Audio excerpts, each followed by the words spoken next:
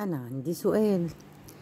عارفين فكرة ان انت لما تقعد مع حد وانت عندك مشكلة او مشاكل كتيرة اوي في حياتك، حد تعبان، مشاكل مادية، العيال قرفينك، حاجات كتيرة اوي، المشاكل الكبيرة بقى بجد.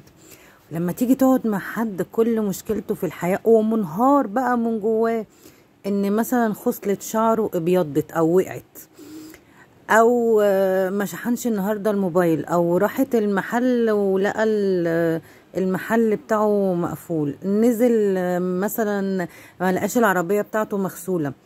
انت بتبقى من جواك عايز تولع فيه، اللي هو انت تافه قوي كده، انتوا ازاي كده؟ وبيبقوا منهارين بجد، يعني مش اي كلام، بتبقى مشكله بالنسبه له كبيره قوي.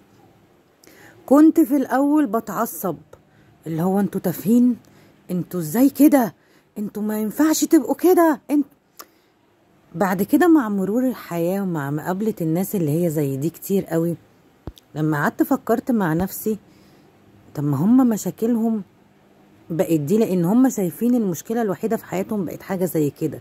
فاول ما قابلوا المشاكل دي بقت المشكلة بالنسبة لهم كبيرة قد الكون كله، فليهم حق ان هم ينهاروا. بس انا بتكلم بقى عليا انا، انتوا لما بتقعدوا مع الناس دي هل بتعلي عليهم؟